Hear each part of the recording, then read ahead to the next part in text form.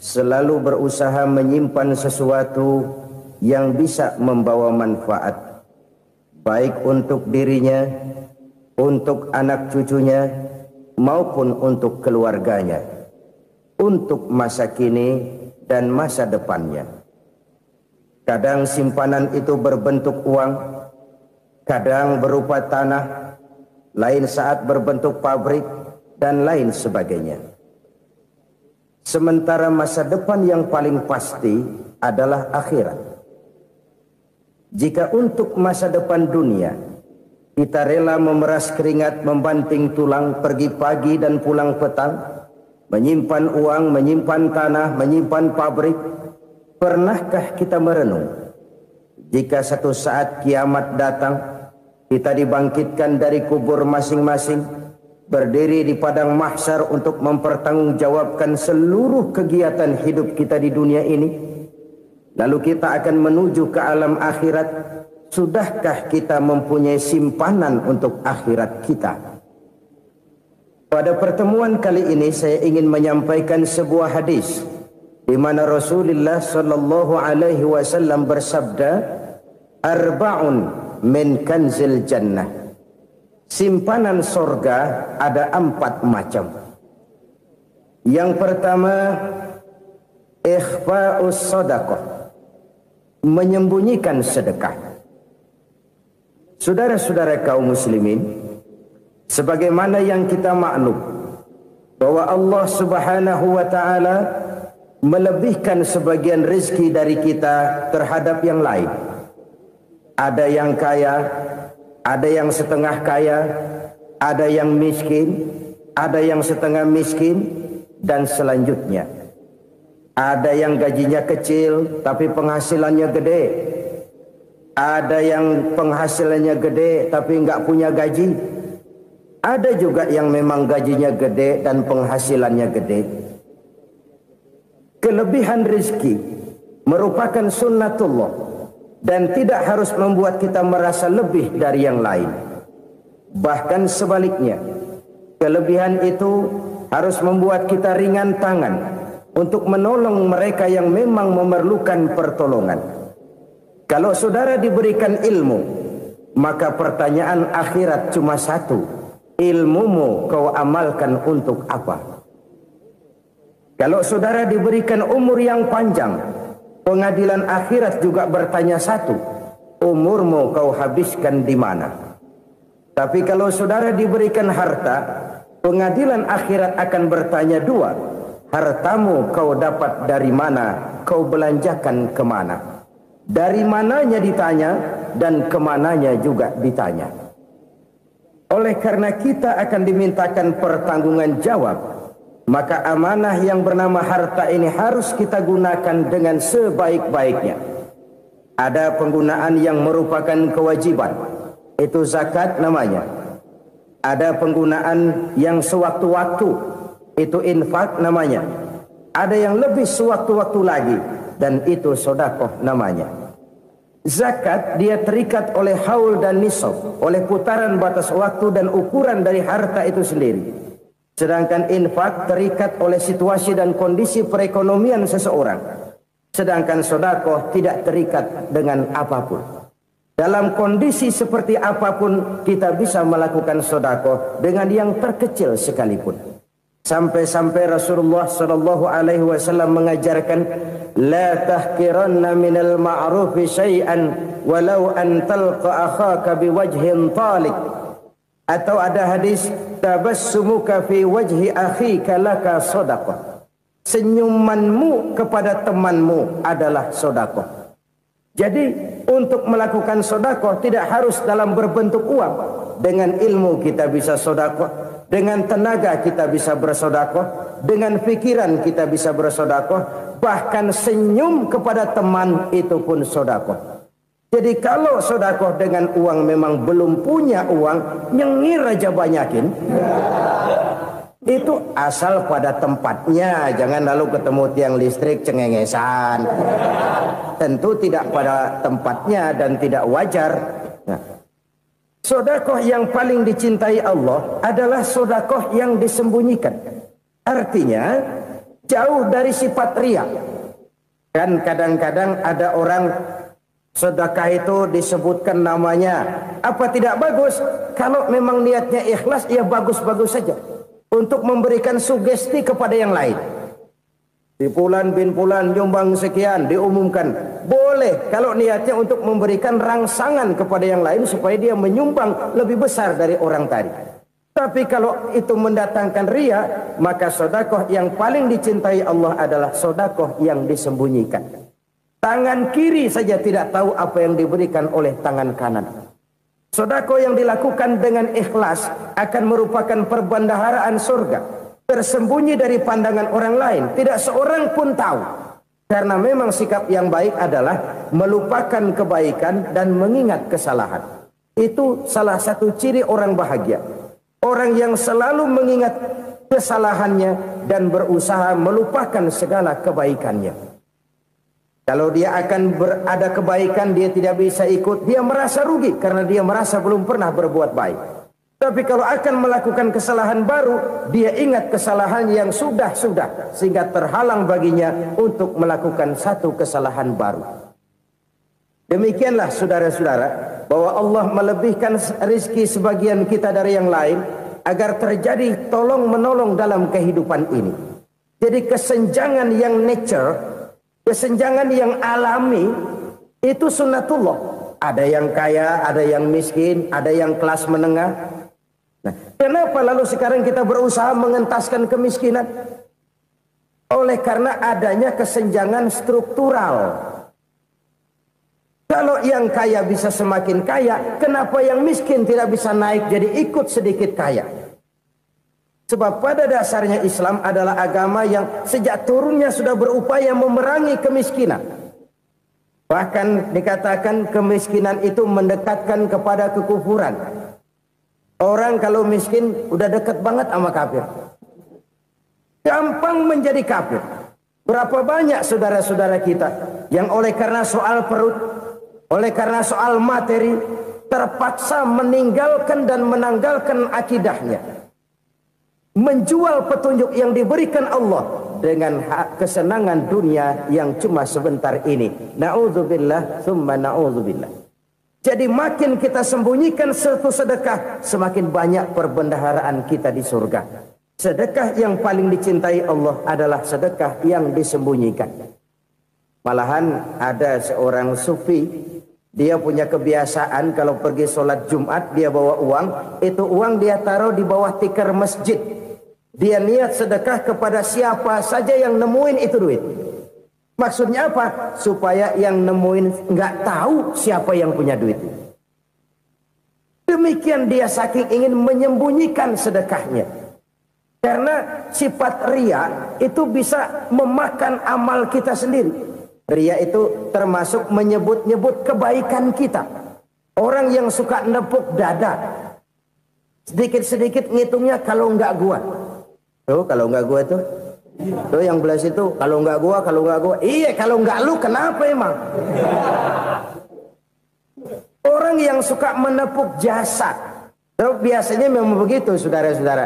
Kalau perang lagi berkecamuk, orang nggak sempat ngaku jadi pahlawan. Tapi begitu perang selesai, yang kagak kenal bedil ngaku pahlawan, mas. Itu sesuatu yang biasa. Oleh karenanya, orang-orang yang ikhlas dalam bersedekah, disembunyikannya sedekah itu, Allah cinta betul.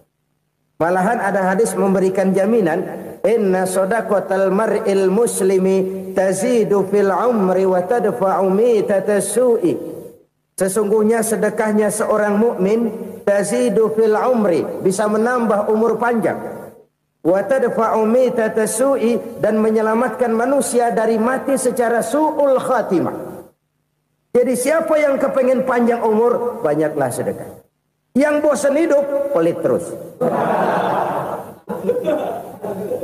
Sedekah menambah panjang umur dan menyelamatkan manusia dari mati secara su'ul khatimah. Pak, katanya umur itu nggak bisa ditambah, nggak bisa dikurangin. Kapan? Kalau ajal sudah datang. Wa idza jaa ajaluhum la yastakhiruna sa'atan wa la yastaqdimun. Kalau ajal datang tidak bisa dimajukan, tidak bisa dimundurkan. Itu kalau ajal sudah datang. Tidak bisa lagi umur ditambah dikurangi, sudah datang. Tapi kalau belum datang, itu kan haknya Allah. Mau ditambah, mau dikurangi, hak prerogatif Allah. Sebagai pencipta manusia, Allah maha kuasa dan maha mampu. Sedekah ini menambah panjang umur dan menyelamatkan manusia dari mati secara su'ul khatimah. Orang mati kan sama ya, kondisinya mati, nggak nafas. Tapi hakikat mati kan lain-lain. Ada yang mati itu husnul khatimah, baik akhirnya. Misalnya lagi ngaji mati, lagi sholat mati, lagi sedekah mati.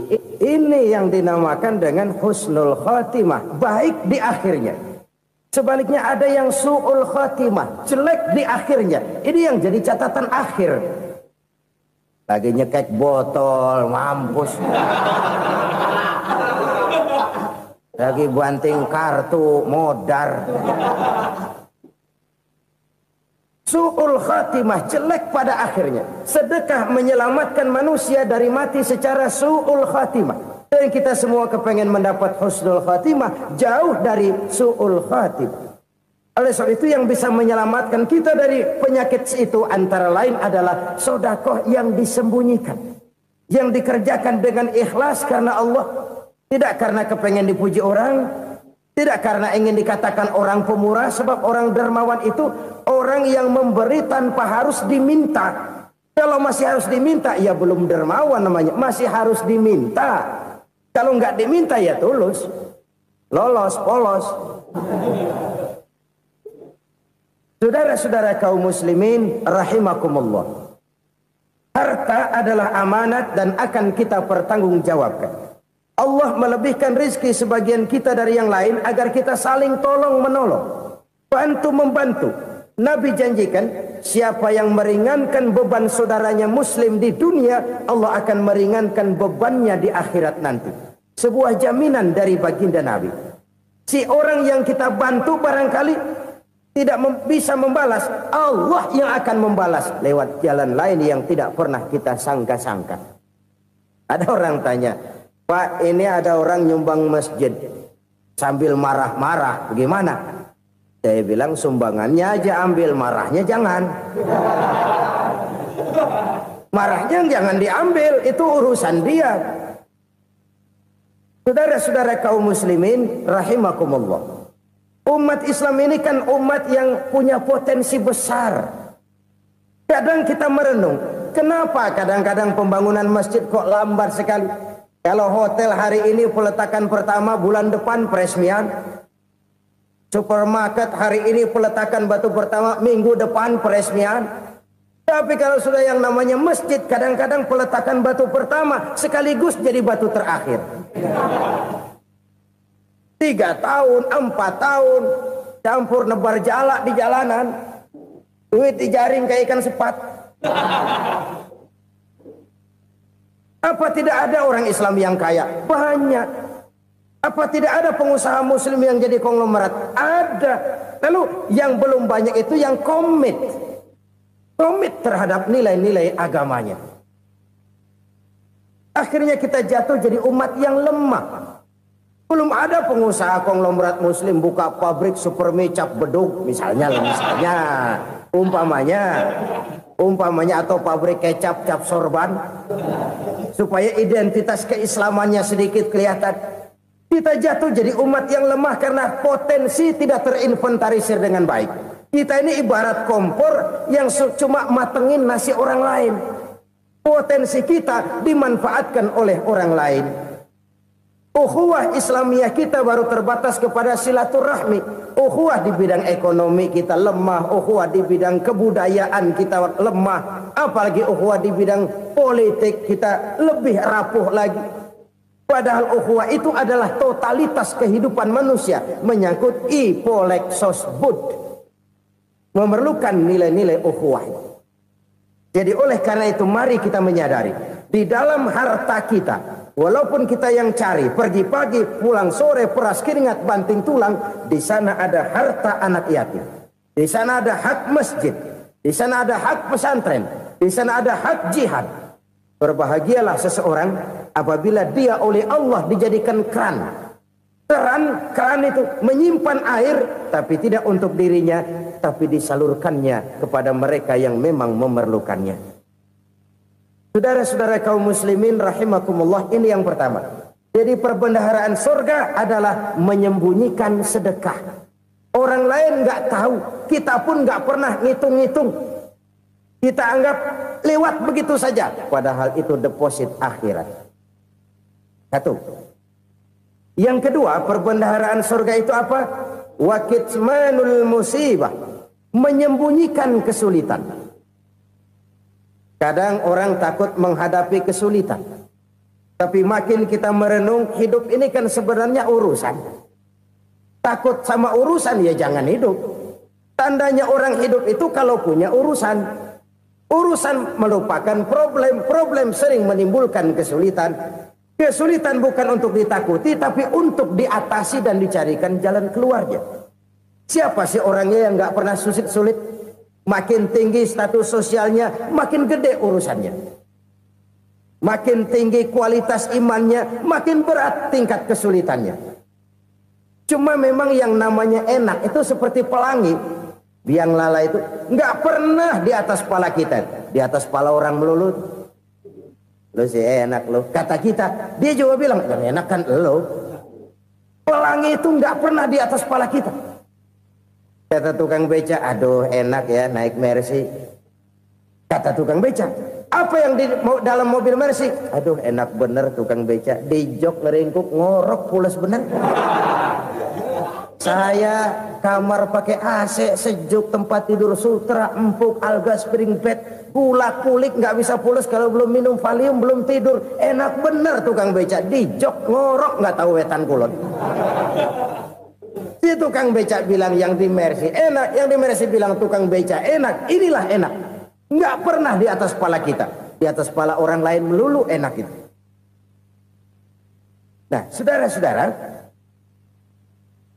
yang merupakan perbendaharaan surga itu orang yang bisa menyembunyikan kesulitan, baik pribadi ataupun rumah tangga. Nih terutama rumah tangga yang jadi soalnya. Kadang-kadang kita ini kalau senang, sebaliknya kalau senang kita diam, kalem aja, cuek. Banyak banget duit kita bawaan, diam aja udah. Malah ketemu orang takut. Tapi begitu susah, sekampung tahu. Padahal Nabi mengajarkan perbendaharaan surga itu menyembunyikan musibah, menyembunyikan kesulitan. Kalau enak, cerita sama orang-orang. Kalau nggak enak, rasain sendiri, tekan sendiri, atasin sendiri. Kita kan sebaliknya. Senang kita diam, asal lagi susah, paling tidak kita nyari teman buat cerita kesusahan. Siapa orangnya yang nggak pernah susah? Cuma soalnya bagaimana kita mengatasi kesusahan itu sendiri. Begitu juga misalnya kalau orang sudah berumah tangga, itu orang tuanya harus menjadi tempat dia cerita yang enak-enak saja. Yang nggak enak rasain berdua, selesaikan berdua, atasin berdua. Jangan dibalik. Asal senang diam, giliran susah aja. Maknya laporan. Terbalik. Bisa menjaga security informasi. Maka nama bayam keluar diem, malah seluitan. Enak amat lo makan daging ayam. Security informasi. Saudara-saudara kaum muslimin rahimakumullah. Ujian yang terberat itu yang pernah diberikan kepada para nabi, para rasul, para aulia, para ulama. Makin tinggi keimanan, makin berat bentuk kesulitan. Ayo saya kemukakan satu contoh saja. Ada seorang nabi yang kaya, nabi kaya, namanya Nabi Ayub. Iblis kalau orang begini kan keki, ibadahnya rajin, kaya. Nih yang kayak begini susah digodain. Kalau ibadahnya rajin, miskin, kali bisa disogok. Sini imannya mantap, ibadahnya rajin, kaya, nabi lagi. Oh, tapi namanya iblis nggak kurang akal. Laporan, Tuhan, kenapa iblis? Ya ini bahasa saya, bahasa Qurannya sih nggak gitu. Itu hambamu yang namanya Ayub, dia rajin ibadah cuma karena dikasih kaya aja. Coba kasih miskin dia, berhenti dia sembahyang. Ah, kamu bisa aja. Saya tahu Ayub itu hambaku yang ikhlas. Saya buktiin Tuhan, silahkan. Dibuktiin lah, iblis turun ke alamin. Yang mula-mula dia lakukan, dia rusak sawah ladang Nabi Ayub. Dia binasakan binatang ternak Nabi Ayub. Sehingga dalam waktu singkat, jatuhlah Nabi Ayub dari orang paling kaya jadi orang paling miskin. Beliau masih ibadah di mihrab dalam masjid. Datang iblis. Saudara Ayub, ya, lagi ngapain? Ibadah. Nyembah Allah, nyembah Allah. Oh, percuma. Kenapa? Tuhan yang ente sembah nih, dia udah bikin miskin ente. Sawah ladang ente hancur lebur, binatang ternak binasa. Sekarang ente jadi orang paling miskin. Ngapain nyembah Tuhan kayak begitu? Tekor. Udah berhenti dah ibadah, berhenti ibadah. Ini iblis sama Tuhan laporannya lain, yang dikerjakan kepada Nabi Ayub juga lain. Benar begitu iblis kata Nabi Ayub? Iya, sawah ladang saya habis, buras. Binatang ternak saya binasa, binasa. Saya miskin, bangpak. Apa jawab Nabi Ayub? Bukan innalillahi, ya ini hebat. Alhamdulillahillazi a'tani wa akhza minni. Segala puji bagi Allah yang telah memberikan harta kepada saya dan sekarang mengambilnya lagi. Alhamdulillah. Allah yang ngasih, Allah yang ambil. Itu mah urusan Allah. Iblis cuman ibadah jalan terus, sujud lagi Nabi Ayub. Iblis seleher gondok banget. Dasar Nabi nggak mempan dia apa-apain. Miskin malah alhamdulillah. Allah yang ngasih, Allah yang ambil. Jadi kalau kita tidak komit, kita tidak terikat kepada kaya, miskin, senang, susah, apa yang bisa bikin kita susah? Jadikan kekayaan, kemiskinan, jadikan senang, susah sebagai anak buah yang bisa kita atur. Jangan kekayaan ngatur kita, jangan kemiskinan ngatur kita. Kita yang harus mengatur mereka. Senang, susah, kaya, miskin, bahagia, sengsara, jadikan itu anak buah yang bisa kita atur. Kalau sekarang kita kaya, lain saat boleh jadi kita miskin, semiskin-miskinnya. Allah yang ngasih, Allah yang ambil. Tenaga mana yang bisa menghalangi? Ibadah jalan terus. Iblis makin gondok. Dasar Nabi loh. Akhirnya apa? Nabi Ayub dikerjain, diberikan penyakit. Demikian fatal penyakitnya. Bayangin, udah miskin sakit. Masya Allah. Miskin sakit. Sakitnya nggak lama, kira-kira 16 tahun. Istrinya 3, 2 mental minta ceraiin. Ngerawatin laki bengek begini. Senang belum tentu, susah udah pasti nih. Cerai aja, cerai dah. Cerai. Tinggal satu Siti Rahmah yang setia menemani beliau. Sesetia-setianya hati perempuan. Satu saat Siti Rahmah bilang, "Bang, iya, abang kan Nabi bang. Lalu, namanya Nabi kan doanya jarang meleset bang. Maksud kamu minta kenapa sih sama Tuhan biar abang sembuh baik dah bang?" Siti Rahmah, iya. Saya sakit berapa tahun sih dah? 16 tahun bang. Sebelum ini saya sehat berapa tahun? Ya kira-kira 60 tahun bang. Nah coba ente banding-bandingin Rahmah. Saya dikasih sehat 60 tahun. Dikasih sakit 16 tahun. Sudah nggak sabar. Mau doa kepada Allah minta sembuh. Saya malu. Malu kepada Allah. Diuji dengan yang luar biasa seperti ini. Tidak mengganggu stabilitas kehambaannya. Dia tetap menghamba kepada Allah subhanahu wa ta'ala. Saudara-saudara kaum muslimin rahimakumullah. Kunci menghadapi kesulitan itu apa? Allah jelaskan dalam satu ayat, wa basyiris sabirin alladzina iza asabathum musibah qalu inna lillahi wa inna ilaihi raji'un. Gembirakan orang-orang yang sabar Siapa mereka itu? Yang apabila mendapat musibah mereka kembali kepada keyakinan dasar. Segalanya dari Allah dan segalanya akan kembali kepada Allah. Ini konsepsi dasar dari sikap muslim dalam menghadapi berbagai kesulitan. Segalanya dari Allah, segalanya akan kembali kepada Allah. Kalau ini sudah kondisi dasarnya, maka kita akan lapang menghadapi kenyataan bagaimanapun pahitnya. Apakah itu namanya miskin, apakah itu namanya sakit, bahkan maut sekalipun. Maut sekalipun. Segalanya dari Allah, segalanya akan kembali kepada Allah. Ini sikap hidup, bukan sekedar ucapan. Kita kadang-kadang menjadikannya sebagai ucapan. Mulutnya sehingga berhenti, innalillahi wa inna ilaihi rajiun, tapi nangisnya terus gerung-gerungan. Bukan itu, ini kesadaran moral. Kalau segalanya dari Allah, segalanya kembali kepada Allah, kan sebenarnya cuma nunggu giliran. Hari ini saya nyembayangin dia, entah hari apa saya disembayangin orang. Hari ini saya antar dia ke kubur, entah hari apa orang nganterin saya ke kubur.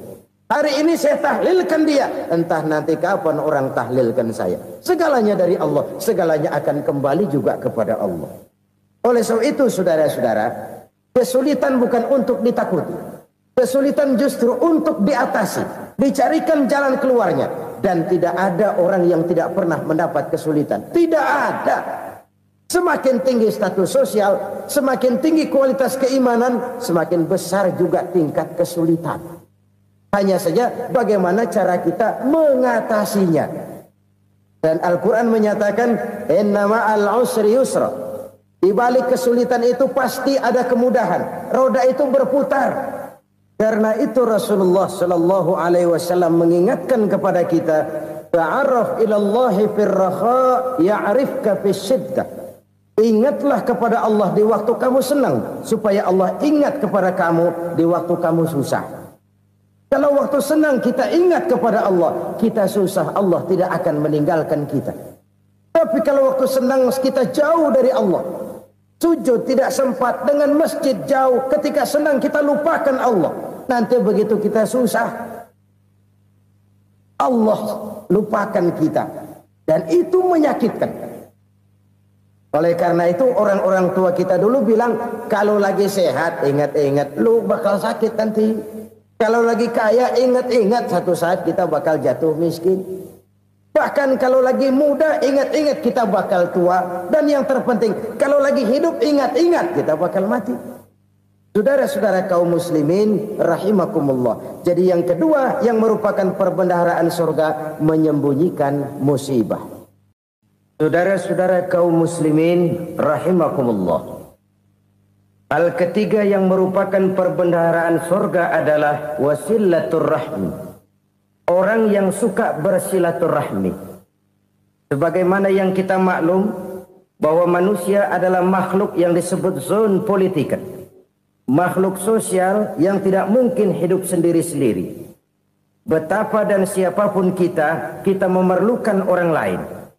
Bodoh betul manusia kalau tinggal di tengah masyarakat tapi tidak mau bermasyarakat. Merasa hebat sendiri, pinter sendiri, gagah sendiri, kaya sendiri. Mungkin kalau mati juga ngubur sendiri. Jangankan kita di sini, di sorga saja Nabi Adam waktu sendirian bengong melulu, ngondar mandir. Allah tegur dam sepi dam. Ya ini kalau bahasa saya. Iya Tuhan sepi ini nggak ada coret-corekan pisan ini. Diciptakan Siti Hawa baru anteng Nabi Adam. Itu di sorga.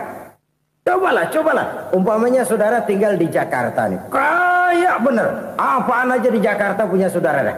Jembatan Semanggi ambil. Monas, Buntel bawa pulang. Hotel-hotel ambil semua. Cuman tinggal di Jakarta sendirian, apa enaknya? Betapa dan siapapun kita perlu orang lain.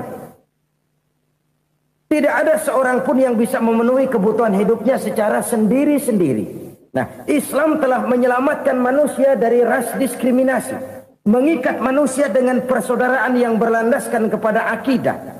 Karena itu dianjurkan bersilaturahmi. Bahkan Nabi menyatakan, man arada ayyubsata lahu fi rizqihi wa yunsa'a fi atharihi falyasil rahimah. Siapa yang kepengen diluaskan rezekinya dan dipanjangkan usianya, banyaklah ia bersilaturahmi. Siapa yang kepengen dimudahkan rezekinya, hendaknya ia banyak bersilaturahmi.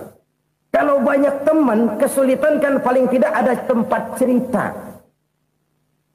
Udah susah, sendirian kita pikirin diri, nggak ada tempat tukar pikiran. Cepet banget sama bengek. Dilawan sendiri. Nah, secara makro kita bisa berkata, tidak mungkin ada kemenangan kalau tidak ada kekuatan. Tidak ada kekuatan kalau tidak ada kesatuan dan persatuan. Tidak mungkin ada kesatuan dan persatuan tanpa semangat silaturahmi. Kalau umat Islam mau menang, dia harus kuat. Kalau umat Islam mau kuat, dia harus bersatu. Kalau umat Islam mau bersatu, dia harus membudayakan silaturahmi ini. Bahkan sampai-sampai kata Nabi, kalau bisa cari nilai tambah. Apa? Silman qata'ak. Bersilaturahmilah kau kepada orang yang marah denganmu. Masya Allah, indahnya ajaran agama kita. Orang yang marah pun kepada kita, kata Nabi, kalau bisa bersilaturahmilah kepadanya, kepada orang yang marah itu. Di situ nilai tambah. Cuman jujur nih hadis, ngucapinnya gampang, ngamalinnya yang berat banget. Orang marah sama kita, kita disuruh silaturahmi. Ada apa malu? Lu marah, ada gue marahan lagi. Tunggu pikirin. Saudara-saudara kaum muslimin rahimakumullah. Tapi ini yang diajarkan, bahkan ini yang dicontohkan oleh baginda Rasul. Bagaimana begitu mudah, misalnya satu saat Abu Jahal ini ngatur strategi bagaimana bikin Muhammad celaka. Dia gali lubang di depan tempat tidurnya. Dia tutupin daun korma. Terus dia panggil seseorang, ke sini. Kasih tahu Muhammad, pamannya sakit keras, minta ditengokin. Berangkat orang ini ke sana. Muhammad, labbaik. Pamanmu sakit keras, dia minta ditengokin. Baik, saya akan datang menjenguk beliau. Berangkatlah Nabi ke rumah Abu Jahal tanpa prasangka apapun. Abu Jahal udah pasang setil, selimut 3 rangkap setengah dipakai, persis kayak orang meriang. Tapi sembari ngintip dari balik selimut, begitu Muhammad buka pintu, nah masuk perangkap nih. Muhammad jalan menuju tempat pembaringan. Makin lama makin dekat, makin lama makin dekat, makin dekat ke lubang yang dipasang oleh Abu Jahal itu. Dalam hati Abu Jahal, terus dah jatuh, mampus dah lo ini. Mampus lo hari ini nih. Apa yang terjadi? Malaikat Jibril datang. Muhammad, pamanmu cuma pura-pura sakit. Di depan tempat tidurnya ada lubang perangkap supaya kamu jatuh ke situ. Sudah, kamu pulang. Balik kanan Nabi. Sudah hampir jatuh ke lubang, balik kanan, pulang. Bayangin kecewanya Abu Jahal. Muhammad dikit lagi, Muhammad dikit lagi. Enggak paman, saya pulang aja. Emosi bangun dari tempat tidur, enggak sadar kalau lagi pura-pura sakit. Lompat ngejar Nabi, dia lupa dengan lubang yang dia gali. Serak, nyemplung sendiri ke dalam lubang.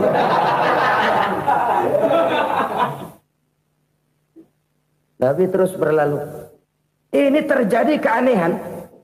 Jatuh ke lubang yang dia gali itu sebenarnya nggak terlalu dalam ya, antara 3-4 meteran lah. Tolong saya jatuh ke lubang ini. Datanglah pelayan-pelayannya itu. Angkat saya dari sini. Oh, yang ngulurin tambang. Satu gulung, belum juga nyampe itu tambang. Kurang, beli lagi ke warung. Sambung, ulur lagi, nggak juga bisa sampai. Wah, ini kerjaan Muhammad ini. Tolong, siapa salah seorang kamu ke rumah Muhammad, kasih tahu encangnya kecebur. Minta ditolongin. Sampaikan kepada Rasul. Kenapa? Pamanmu jatuh ke lubang, Muhammad minta tolong diangkatin.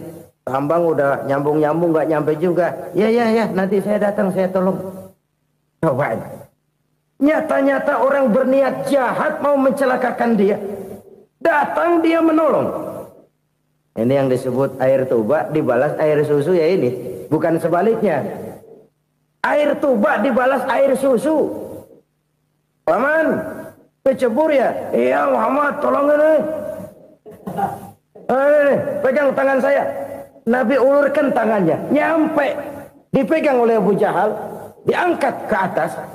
Sampai atas. Apa kata Abu Jahal? Sihirmu memang hebat Muhammad. Udah ditolongin dikata sihir. Yang enak kita kemplang kan itu orang begitu. Urusan apa? Tapi inilah akhlak. Kalau bisa kamu bersilaturahmilah dengan orang yang marah kepadamu sekalipun. Orang marah kita tetap baik. So, kalau kita berbuat baik sama orang yang memang baik, rasanya sih biasa-biasa aja.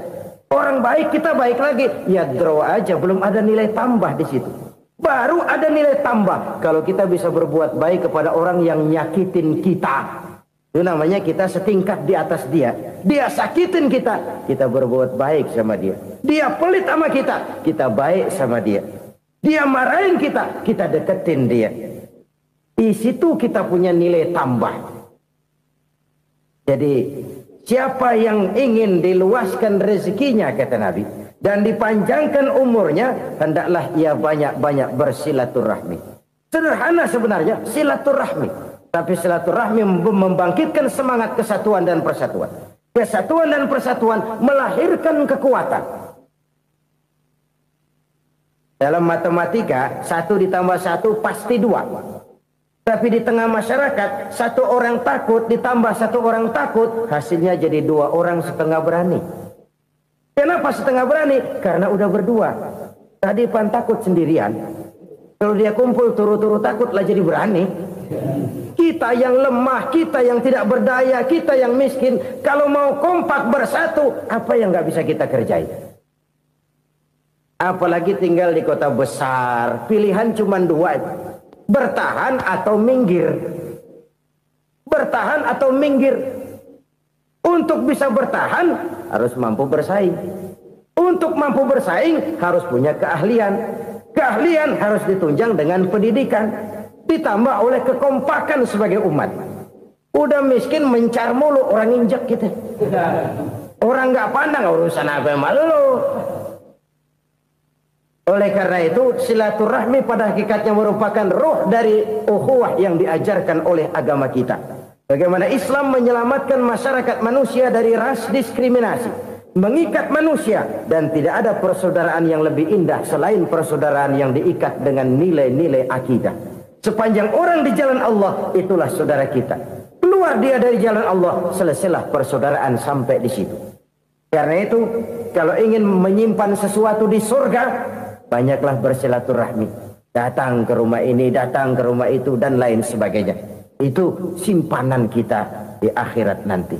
Ini yang ketiga. Saudara-saudara, yang keempat, perbendaharaan surga itu apa? Wa qawlu la hawla wa la quwwata illa billah.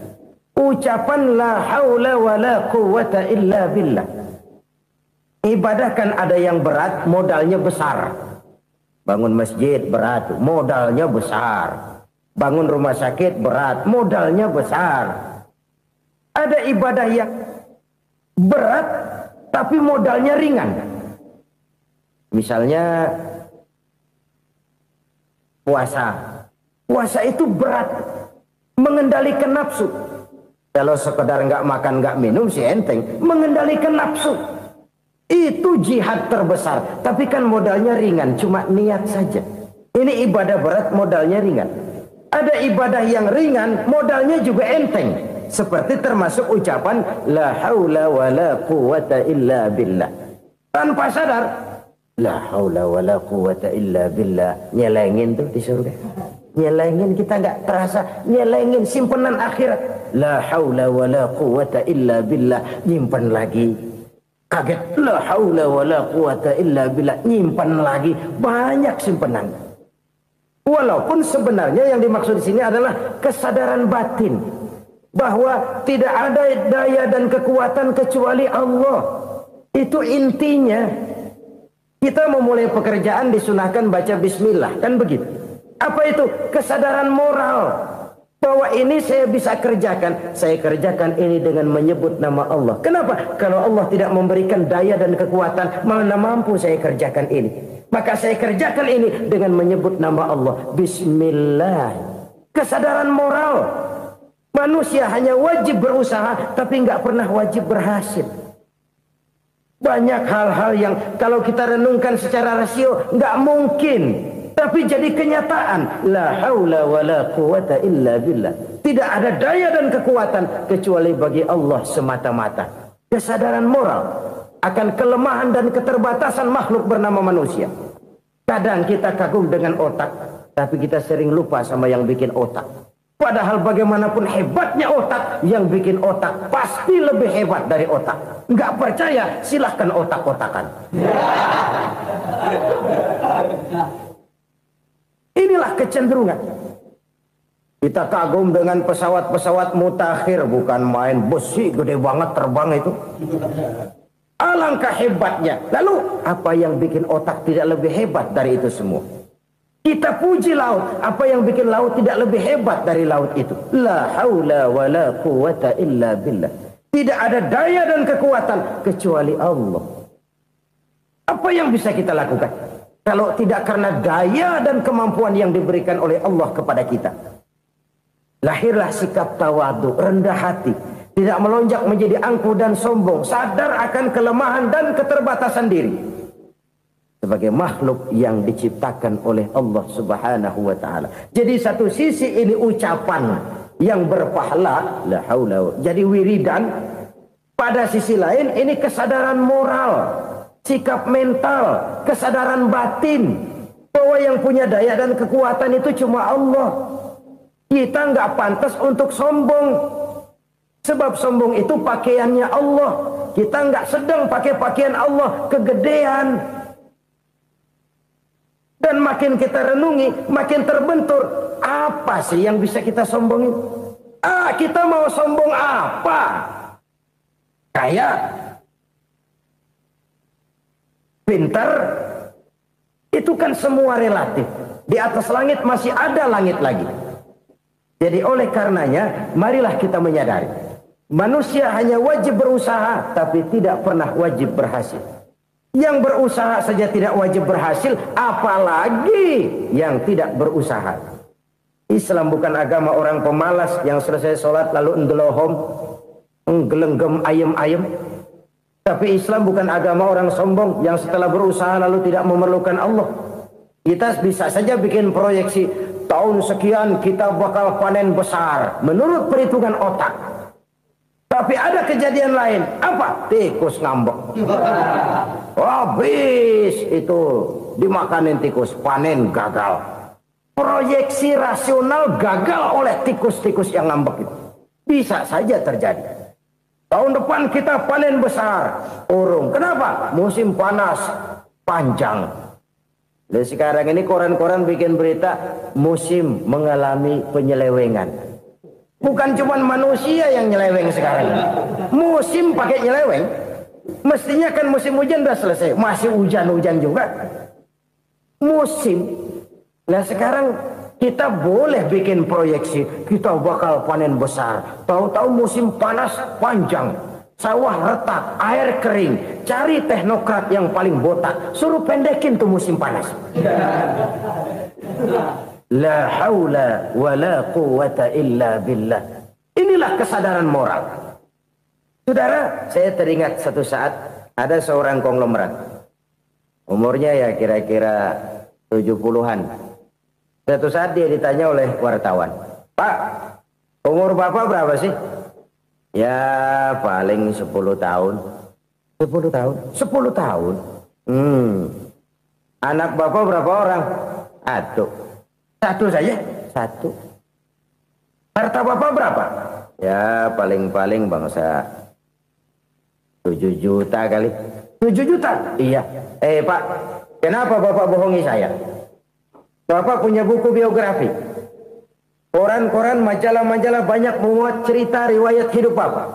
Saya tahu umur Bapak 70. Kenapa bilang cuma 7 tahun? Saya tahu anak Bapak 8. Kenapa cuma bilang 1? Saya tahu harta bapak miliaran, mungkin triliunan, pabrik di mana-mana, bank di mana-mana. Kenapa bilang uang bapak cuma 7 juta? Nah, kata si konglomerat tadi, kamu benar nak, kamu benar. Umur saya kalau jumlahnya memang 70 nak. Cuman ingat-ingat saya, baru 7 tahun terakhir ini saya sujud. Baru 7 tahun terakhir ini saya berusaha dekat dengan Allah. Saya laksanakan perintahnya, saya jauhi larangannya.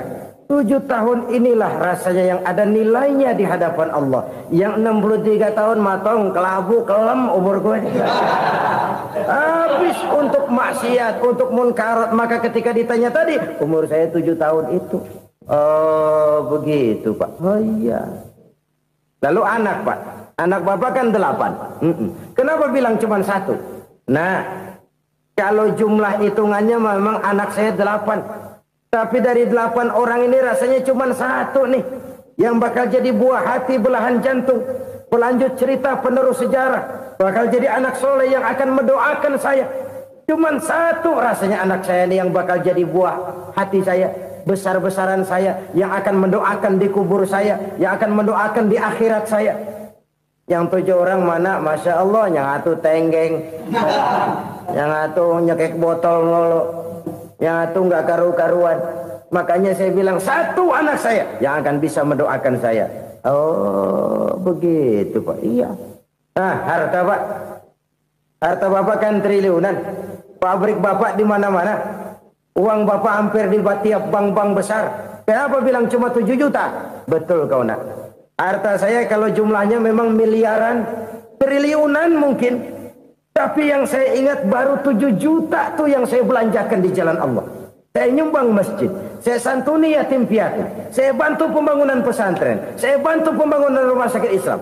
Itu yang akan saya bawa pulang ke akhirat, yang 7 juta itu. Yang triliunan itu nanti akan diperebutkan oleh anak-anak saya sebagai waris saya. Jadi harta saya 7 juta itu yang bakal nemenin saya di akhirat. Yang akan saya bawa pulang jadi teman saya. Saudara-saudara kaum muslimin, jangan-jangan orang tua itu adalah kita-kita ini. Jangan-jangan kita-kita ini adalah orang tua itu. Jangan-jangan itu potret dari diri kita masing-masing. Dari sekian umur yang diberikan Allah, berapa tahun yang ada nilainya di hadapan Allah? Dari sekian anak-anak yang merupakan amanah, berapa yang akan mendoakan kita sebagai orang tuanya menjadi anak soleh? Dari sekian banyak harta yang diberikan Allah, berapa yang akan kita bawa pulang menghadapnya nanti, yang kita belanjakan di jalan Allah? Ini sebuah potret kehidupan. Karena itu kita kembali kepada la haula wa la quwwata illa billah. Kita wajib berusaha, kita wajib berikhtiar. Selebihnya, segala daya dan kekuatan hanya milik Allah saja semata-mata. Satu kesadaran batin dari setiap pribadi muslim. Setelah ia berusaha dan berikhtiar, ia menyerahkannya kepada Allah Subhanahu wa ta'ala. Jadi, satu sisi ini merupakan wiridan ucapan yang mengandung pahala. Pada sisi lain, ini merupakan sikap batin dari seorang muslim di dalam ia menghadapi realitas kehidupan ini. Saudara-saudara kaum muslimin, rahimakumullah. Kalau ini kita jadikan satu basis kehidupan, maka ini akan menyelamatkan manusia dari kemungkinan tergelincir menjadi orang yang lupa diri dan lupa darat. Sebab itu Imamul Ghazali berpesan, jadidis safinah fa innal bahra amiq wa khuziz zad fa inna safara ba'id wa khaffifil hamla fa innal hamla sadid. Perbarui selalu kapalmu karena lautan sangat dalam. Bawa bekal yang banyak karena perjalanan ini sangat jauh. Ringankan beban karena kebanyakan beban akan menyakitkan. Alangkah indah kalimat ini, alangkah dalam makna yang terkandung di sana. Perbarui selalu kapalmu karena lautan sangat dalam. Apa artinya ini? Jaga mentalmu baik-baik. Pelihara imanmu baik-baik karena hidup penuh cobaan seperti lautan. Kita kalau berlayar di lautan kan kadang-kadang tenang, angin bertiup sepoi-sepoi basah. Jika malam datang bintang gemintang bertabur menghias cakrawala. Rembulan memantulkan sinarnya dengan indah. Dalam keadaan begitu berlayar enak. Tapi lain saat ombak menggunung, halilintar menyambar, angin topan bertiup. Berapa banyak sudah saudara-saudara kita yang tenggelam di lautan dunia tanpa sadar bahwa dia belum sampai kepada pantai yang akan dituju. Berapa banyak sudah saudara-saudara kita yang tenggelam di lautan dunia ini tanpa sempat bangkit lagi. Dia menyangka sudah sampai kepada tujuannya. Hati-hati kapal jangan sampai bocor karena lautan sangat dalam. Iman ini jaga baik-baik karena hidup penuh dengan ujian. Wa khuzizat fa inna safar ba'id. Bawa bekal yang banyak karena perjalanan sangat jauh. Saudara mau ke Bandung, bawa duit. Saudara mau ke Surabaya, banyakan lagi duitnya. Saudara mau ke Mekah, gepokan, iketan tuh duit nggak lembaran lagi. Makin jauh perjalanan, makin banyak bekal yang harus kita bawa. Kalau saudara dari Jakarta mau ke Surabaya, kagak bawa duit berangkat juga, itu sih bukan berani namanya, nekat. Sampai Surabaya belum tentu, sengsara di jalan udah pasti. Kenapa? Nggak bawa bekal berangkat. Sama juga kita nih, misalnya belum sempat sembahyang, mati. Waduh, berani banget orang. Belum punya bekal, mati. Sengsara di jalan. Atau bekal tidak cukup. Dari Jakarta saudara mau ke Surabaya, bawa duit 500 perak. Paling jauh Cikampek nyampenya itu. Paling jauh itu. Antara jauhnya perjalanan dengan bekal yang saudara bawa tidak seimbang. Hidup ini perjalanan panjang. A walking tour. Dimulai dari alam arwah. Sebelum jasad diciptakan, roh diciptakan lebih dulu. Dari situ pindah ke alam rahim. Dari alam rahim pindah ke alam dunia. Dari alam dunia pindah ke alam barzah. Baru menuju akhirat. Satu perjalanan panjang. Kalau bekal tidak bawa, sengsara di jalan. Bawa bekal yang banyak karena perjalanan ini sangat jauh. Wa khaffifil hamla, ringankan beban karena beban itu cuma akan menyulitkan. Kalau bekal itu sih keperluan, tapi beban nggak kita perluin, cuma ngeberat-beratin. Apa ini beban? Dosa, kecurangan, kebatilan, kezoliman, ketidakadilan, kesewenang-wenangan. Itu akan jadi beban kita di akhirat. Alangkah celakanya, perjalanan panjang, bekal tidak bawa, beban kelewat banyak, alamat sengsara di jalan. Pahala tidak ada, dosa berlipat ganda. Na'udzubillah, summa na'udzubillah. Kalau kita rangkum nasihat Al-Ghazali dengan kisah si konglomerat tadi, kita akan mengambil kesimpulan. Pertama, bekal terbaik dalam menghadapi gejolak kehidupan ini tidak lain adalah iman. Yang kedua, pahala dan dosa. Dua hal kontroversial. Pahala adalah bekal, dosa adalah beban. Tapi kita sekarang kan tidak begitu terangsang kepada yang abstrak. Orang berlomba mencari yang konkret-konkret saja. Yang real. Kalau memang dosa, benjol dong. Kira-kira begitu. Kira-kira begitu. Persis orang Yahudi dulu. Orang Yahudi itu kan pernah minta kepada Nabi Musa. Ya Musa, lan nu'mina laka hatta narallaha jahrah. Musa, kami nggak bakal mau beriman kepada Allah kalau belum kami lihat Allah ada nongkrong di depan kami. Kalau memang Tuhan ada, taruh dong di depan kami. Mau yang konkret-konkret saja. Kalau memang dosa, benjol dong. Kalau memang pahala, berasa dong. Orang terangsang kepada yang real, yang konkret-konkret saja. Karena itu, untuk mengejar dosa, orang mau bayar. Tapi untuk mengejar pahala, walaupun tidak bayar, orang segan. Ini yang dikatakan oleh Nabi, kamu mengharapkan ke surga, tapi kamu berat melaksanakan sesuatu yang bisa membawa kamu ke surga. Kamu ingin jauh dari neraka, tapi tiap saat kamu lakukan perbuatan-perbuatan yang justru menjerumuskan kamu ke neraka. Idda'aitum an-najata minan nar wa ramaitum fiha anfusakum. Kamu ingin selamat dari neraka, tapi kamu lemparkan diri kamu ke neraka. Kamu ingin masuk surga, tapi berat sekali kamu melakukan perbuatan-perbuatan yang bisa menyampaikan kamu di surga. Saudara-saudara kaum muslimin rahimakumullah. Jadi hal keempat yang merupakan perbendaharaan surga adalah la haula wa la quwwata illa billah. Satu sisi ini merupakan ucapan yang memperberat timbangan akhirat. Pada sisi lain ini merupakan sikap hidup seorang muslim. Kesadaran batin yang sangat dalam bahwa tidak ada daya dan kekuatan kecuali Allah. Dan itu kita simbolkan pada saat memulai pekerjaan dengan Bismillah. Dengan menyebut nama Allah. Satu kesadaran moral. Saya hanya bisa melakukan ini karena diberikan daya dan kekuatan oleh Allah. Lahirlah sikap tawadu, rendah hati, tidak melonjak menjadi angkuh dan sombong. Saudara-saudara, sampai sini dulu jumpa kita kali ini. Semoga 4 perbendaharaan surga ini dapat kita lakukan, yang kelak akan merupakan bekal kita di kemudian hari nanti. Amin ya rabbal alamin.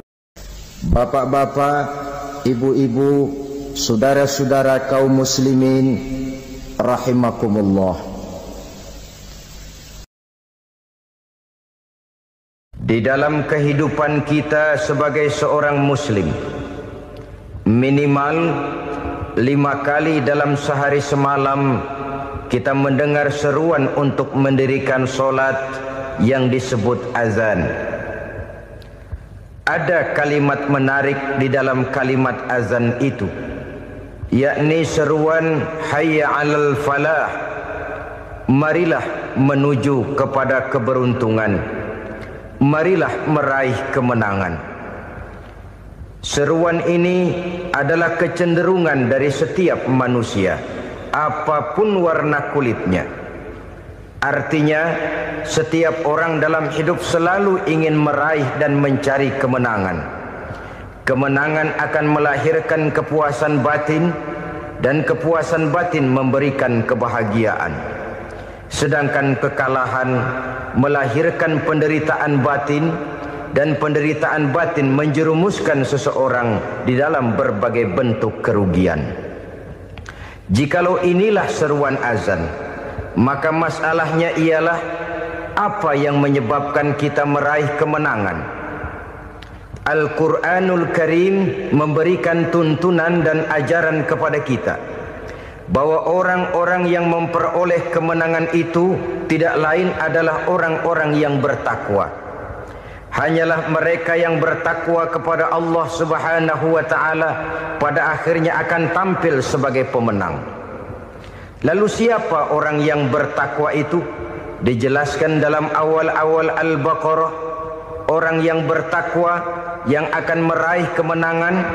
Pertama, allazina yu'minuna bil ghaib, yaitu orang-orang yang beriman kepada yang gaib. Percaya bahwa ada alam yang gaib, alam yang abstrak, alam yang tidak bisa dijangkau oleh salah satu daripada panca indera kita.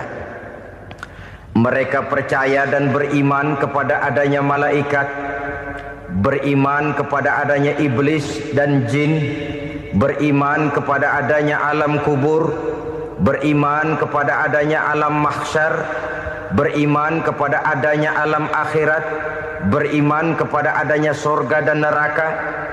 Beriman bukan cuma sekedar beriman dalam ucapan bibir saja, tetapi beriman yang nilai iman itu mampu mewarnai gerak dan gaya hidupnya. Iman yang meresap sampai ke tulang sumsum, kemudian memberikan dampak positif di dalam kehidupan manusia. Alam, kita tahu, adalah sesuatu yang selain Allah, dan Allah bukanlah alam.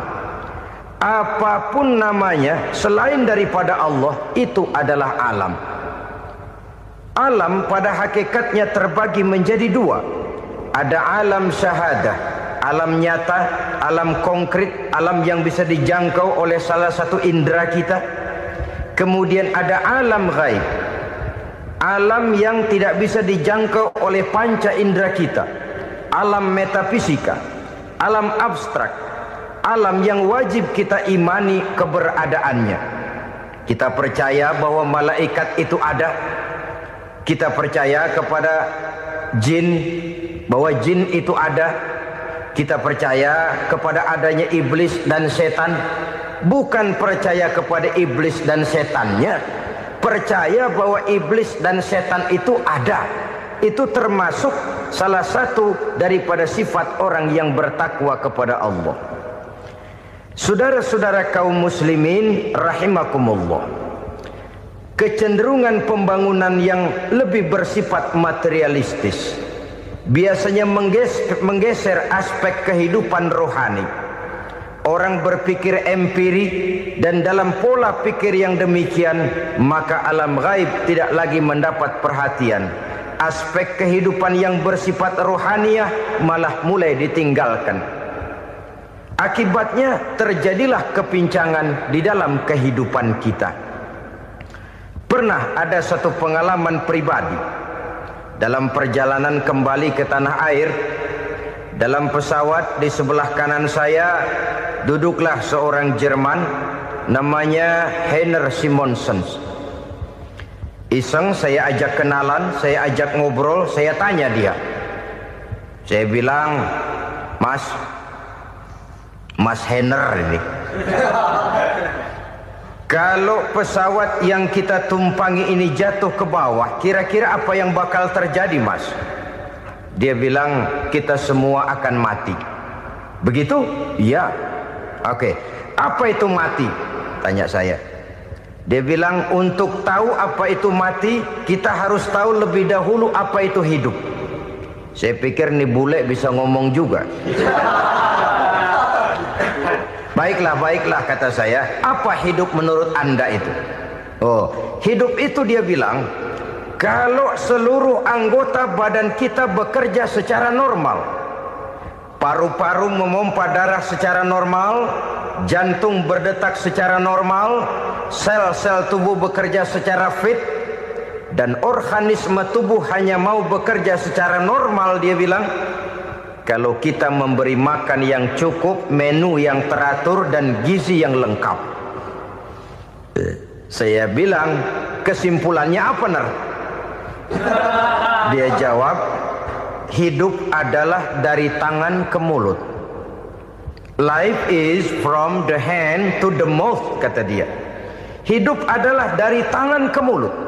Jadi masalah hidup tidak lebih daripada masalah isi perut. Orang pergi pagi, pulang sore, peras keringat, banting tulang, perut yang dibelain. Saya bilang, you are wrong. Sampean salah, Ner.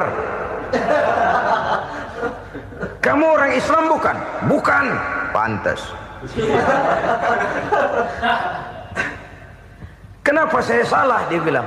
Ya jelas salah. Salahnya di mana? Kamu ini manusia. Kalau hidup cuma dari tangan ke mulut, saya bilang, kambing di kampung saya juga begitu pikirannya, Ner. Itu kambing di kampung saya, asal perutnya kenyang, sudah hidup dia. Perkara besok bagaimana, lusa prospeknya macam mana, bulan depan ada apa, kambing nggak pernah mikir. Di kampung saya kambing juga pikirannya begitu. Kamu Kristen ya? Tadinya. Loh kok tadinya, lalu apa sekarang kamu ini? Dia bilang, sekarang saya netral. Saya tidak beragama, tapi saya percaya kepada Tuhan sebagai pencipta alam. Saya ingat benar dia bilang, I haven't any religious, but I believe to God as the creator of the world. Kenapa bisa netral begitu, Ner? Habis saya bingung katanya. Islam bilang Islam baik, Kristen bilang Kristen baik, Hindu Buddha bilang Hindu Buddha baik, semua agama baik. Saya netral sekalian, nggak beragama. Yang penting saya percaya kepada Tuhan. Saya bilang, Ner, kamu ini kayak orang mau beli celana, lalu bingung. Yang satu bilang Levi's bagus, yang satu bilang Blue Jean hebat, yang satu bilang Wool England hebat. Celana ini hebat, celana itu bagus, celana ini hebat. Semua celana bagus, kamu bingung. Akhirnya netral, tidak pakai celana. Itu juga salah. Saya pikir-pikir, kemudian saya melihat bahwa dua pola berpikir Heiner ini nampaknya sudah mulai menggejala di lingkungan masyarakat bangsa kita. Disadari atau tidak, secara jujur kita harus berkata, dua pola pemikiran Heiner ini mulai berkembang di tengah masyarakat bangsa kita. Pertama, pola pikir materialisme. Hidup adalah dari tangan ke mulut. Masalah hidup tidak lebih masalah isi perut. Itu yang perlu dibela, dan disitulah arti kehidupan. Pergi pagi, pulang sore, peras keringat, banting tulang untuk mempertahankan perut. Kalau sudah kemari cara orang berpikir, maka buat apa percaya kepada yang gaib? Untuk apa sholat? Untuk apa puasa? Untuk apa zakat? Untuk apa menghadiri majelis taklim? Tanpa kepercayaan kepada yang gaib, hidup berjalan menurut alur empiris dan materialis. Kalau sudah ke sana cara orang berpikir, biasanya orang lalu cenderung menghalalkan segala cara. Hanyalah orang yang percaya bahwa akhirat ada. Hanyalah orang yang percaya bahwa alam kubur itu ada. Hanyalah orang yang percaya bahwa malaikat itu ada, hidupnya akan lebih terarah dan terkendali. Karena kepercayaan kepada yang gaib, yang merupakan fase daripada kehidupan setelah hidup yang sekarang ini, mewarnai gerak pribadi seseorang di dalam dia melakukan kegiatan hidupnya. Pola berpikir materialisme, disadari atau tidak, mulai menggejala di lingkungan masyarakat bangsa kita. Hidup tidak lebih dari urusan tangan ke mulut, mulut ke tangan, tangan ke mulut. Asal perut sudah kenyang, hiduplah sudah. Perkara bagaimana prospek hari yang akan datang, bagaimana akhirat, tidak jadi persoalan. Ini yang oleh Nabi diperingatkan, ad-dunya sijnul mu'min wa jannatul kafir. Dunia adalah penjara bagi orang beriman dan surga bagi orang kafir. Dulu di zaman Belanda hadis ini pernah disalah tafsirkan, disalah artikan, digunakan sebagai senjata untuk mengkebiri dan membuat impoten umat Islam. Sudahlah umat Islam gak usah macam-macam, kata Belanda. Dunia ini kan penjara buat orang Islam, surga buat orang kafir. Di penjara jangan bertingkah.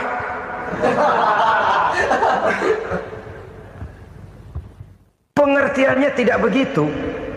Dunia adalah penjara bagi orang mukmin. Artinya dalam kehidupan dunia seorang mukmin tidak bebas memperturutkan hawa nafsunya.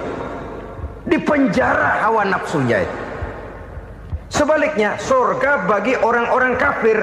Buat orang kafir, surgalah dunia ini. Mereka bebas memperturutkan hawa nafsunya. Dilarang tidak terlarang, dicegah pun tidak tercegah. Mereka hidup menurut alur bisikan nafsu mereka sendiri. Kemudian bila ajal datang, maut merenggut nyawa, selesailah surganya sampai di situ. Maka bagi orang-orang yang tidak percaya kepada adanya akhirat, kepada adanya alam gaib, surganya sebatas umurnya. Sekali lagi, surganya sebatas umurnya. Bila umur selesai, ajal pun datang merenggut nyawa, selesailah sudah surganya sampai di situ. Alangkah pendeknya perjalanan orang-orang yang tidak percaya kepada alam gaib ini. Bagi kita mukmin, jikalau kita mampu memenjarakan hawa nafsu, kita bisa bahagia di dunia ini. Dan Islam memang tidak menyuruh kita sengsara di dunia. Raih dunia, kejar dunia, gapai dunia sebagai alat untuk mencapai kebahagiaan di akhirat nanti. Hidup adalah satu perjalanan panjang yang terbentang sejak kita terlahir dari alam rahim sampai kepada alam akhirat nanti. Andai kata kita gagal meraih kebahagiaan di dunia, toh kita masih punya akhirat. Tapi jangan jadi dalil yang melemahkan semangat. Biarin dah kita di dunia kebelangsak, yang penting akhirat. Akhirnya dunia benar-benar kebelangsak. Bagaimana dunia ini bisa kita raih, dan bagaimana meraih dunia untuk menunjang kepentingan akhirat nanti. Yang kedua dari pikiran Heiner yang saya lihat menggejala di lingkungan masyarakat bangsa kita, timbulnya manusia-manusia netral. Seolah-olah Tuhan yes, agama no. Sama Tuhan percaya, agama ogah. Tuhan ngangguk, giliran agama godeng. Padahal hampir dalam setiap ayat dalam Quran, kata-kata amanu biasanya bergandeng dengan wa amilus shalihat. iman dan amal soleh. Ini sebagai isyarat Tuhan dan agama jangan pernah dipisah-pisah. Apabila kita bertuhan, maka kita harus beragama. Apabila kita beragama, maka agama itu harus bersumberkan dari Tuhan yang kita imani itu. Tidak mungkin kita pisah, Tuhan yes, agama no. Sama Tuhan percaya tapi agama bikin sendiri. Sembayangnya cukup bengong 2 jam madep ngulon.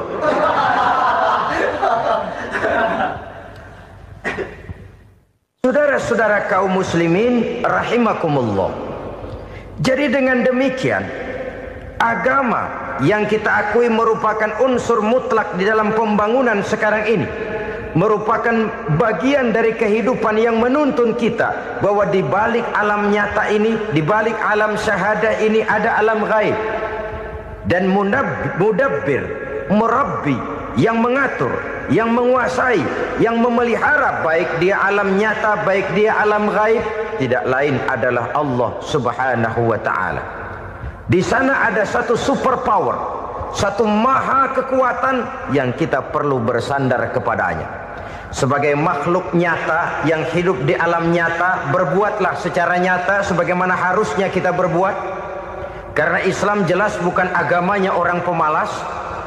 Islam jelas bukan agamanya orang yang mengajarkan setelah selesai sholat boleh duduk, nggelenggem ayam-ayam, ndelohom, menghitung bintang di langit sambil menunggu keajaiban. Tidak. Islam adalah agama yang mengajarkan apabila sholat sudah selesai kamu kerjakan, bertebaranlah di permukaan bumi, cari karunia Tuhanmu. Jangan hidup berpangku tangan menunggu keajaiban. Karena hidup bukan undian. Jangan berharap untung besar tanpa mau peras keringat. Tapi di sebalik itu toh kita juga harus yakin bahwa di sisi usaha nyata yang kita lakukan ada satu super power, satu maha kekuatan gaib yang menentukan berhasil dan tidaknya usaha kita. Kepercayaan kepada hal semacam inilah yang mendorong kita untuk mempunyai sandaran vertikal, agar jikalau usaha ini berhasil, kita tidak lupa diri dan lupa daratan. Jikalau usaha ini gagal, kita tidak putus asa dan buruk sangka, tidak cupik pandangan dan sempit hati, tapi mampu melihat persoalan dengan kacamata putih sambil husnuzon kepada Allah Subhanahu wa ta'ala. Kita percaya malaikat itu ada. Ada yang namanya raqib dan atid, mengawasi gerak hidup kita sampai kepada gerak hati kita. Ini memberikan sugesti agar kita berhati-hati. Tidak sejengkal tanah pun kita bisa berlindung dari pengawasan raqib dan atid. Ada munkar nakir yang akan menyoal kita di alam kubur. Ada malaikat Malik, penjaga neraka. Ada malaikat Ridwan yang menjaga surga. Kita percaya kepada adanya jin, kita percaya kepada adanya setan, iblis. Percaya kepada adanya, bukan mempercayai si setan, si iblis lalu menjadikannya sebagai teman. Tidak. Percaya bahwa mereka itu ada dan merupakan makhluk Allah yang gaib, yang diciptakan Allah Azza wa Jalla. Kepercayaan kepada alam gaib memberikan motivasi terhadap gerak lahir manusia, sehingga dengan motivasi kepercayaan kepada yang gaib, gerak lahir jadi lebih terarah, jadi lebih terpelihara. Pernah seseorang bertanya, "Pak, apakah adanya akhirat bisa dibuktikan secara ilmiah?" Saya bilang tidak bisa, tidak bisa. Kenapa? Karena yang berangkat nggak pernah pulang kembali lagi. Kalau dia pulang kemari bisa kita tanya bagaimana enak di sono. Cuma secara moral saya katakan, lebih beruntung orang yang percaya kepada akhirat daripada yang tidak. Sekarang saudara percaya akhirat ada, lalu saudara baik-baik di dunia, sholat, puasa, zakat, menolong orang lain, menebarkan kebajikan. Saudara mati.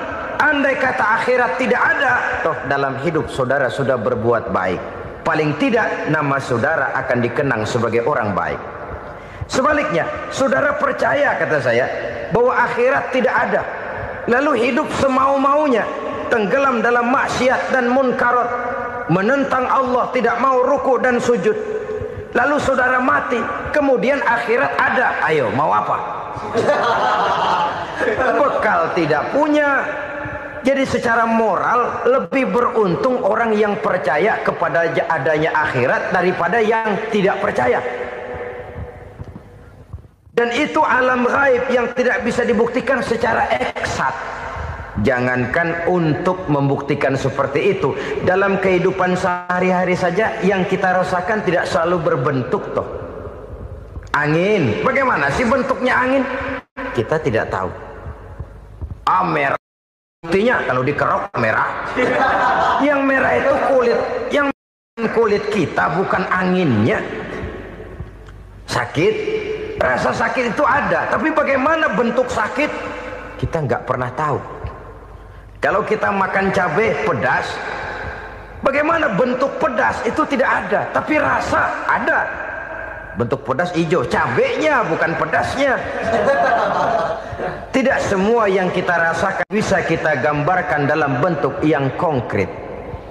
Oleh karena itu, sekali lagi bahwa kepercayaan kepada alam yang gaib mampu memberikan satu sugesti yang menata kehidupan seseorang lebih lurus, lebih terarah, dan lebih terkendali. Maka wajar kalau kepercayaan kepada yang gaib mengantarkan seseorang untuk meraih kemenangan. Kenapa?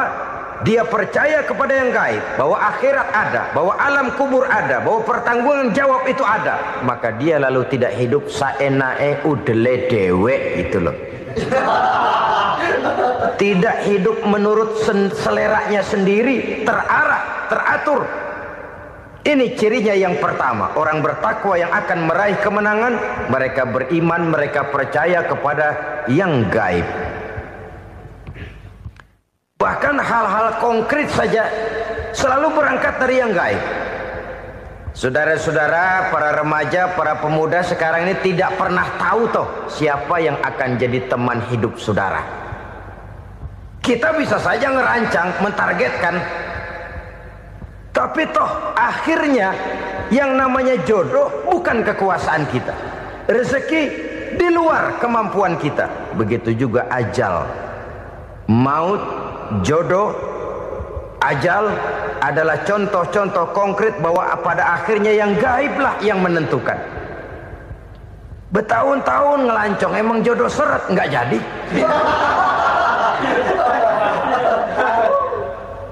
Begitu kenal baru setengah malam nginep ditangkap hansip. Hal-hal semacam itu kadang-kadang kita berpikir suuzon, gilet, perempuannya cakep banget, lakinya rebek amat. Memang begitulah jodohnya. Memang begitulah jodohnya. Saudara hadirin ma'asyiral muslimin yang saya hormati, jadi hal-hal yang konkret saja kita yakini sepenuhnya ditentukan oleh satu superpower yang gaib itu tadi. Dari sanalah segala ketentuan itu berangkat dan kesanalah segalanya akan kembali. Maka kepercayaan kepada yang gaib meluruskan gerak hidup seseorang dan itu akan mengantarkan dia kepada meraih kemenangan. Satu. Yang kedua, wa yuqimuna shalah. Orang bertakwa yang akan meraih kemenangan itu adalah orang-orang yang mendirikan sholat. Kenapa sholat mengantarkan orang untuk meraih kemenangan? Yang jelas, inna sholata tanha anil fahsya'i wal munkar. Sholat mampu mencegah manusia dari perbuatan keji dan munkar. Banyak filsafat hidup yang terkandung di dalam sholat ini. Sejak kita wudhu sampai kita menghadap ke arah kiblat, sampai kita melakukan gerak-gerak sholat, bacaan-bacaan yang ada di dalam sholat, lalu sampai kepada mengucapkan salam. Banyak filsafat hidup yang terkandung di dalam sholat. Umpamanya saja, setelah takbiratul ihram mulai kita dengan sholat dalam posisi berdiri, diajarkan dalam kitab-kitab fikih agar kita melihat ke arah tempat sujud. Ini kan filsafat kehidupan. Kalau kamu sholat dalam posisi berdiri, lihat tempat sujud. Jangan sholat mata jelalatan, sebab nanti bisa mengurangi kekhusyuan. Jadi wajar kalau yang dikatakan bahwa yang paling afdol adalah shaf yang di depan. Kenapa? Secara harfiah pengertiannya akan lebih mengundang kekhusyuan. Kenapa? Kalau kita di shaf paling depan di masjid umpamanya paling banter kita lihat tembok. Tapi kalau kita shaf di tengah atau di belakang, orang-orang di depan kita pun akan kelihatan. Yang bajunya loreng, yang bajunya genggang, yang bajunya macam-macam. Kita lihat, kadang-kadang kita pikirin, ada yang bajunya bolong. Kita sholat tapi dalam hati, nih orang bajunya robek yang nggak tahu apa. Ada saja hal-hal yang mengusik kekhusyuan kita. Oleh sebab itu diajarkan dalam posisi berdiri, lihat, arahkan pandangan matamu kepada tempat sujud. Ini kan filsafat kehidupan. Maksudnya apa? Kalau lagi diri lihat dong tempat sujud.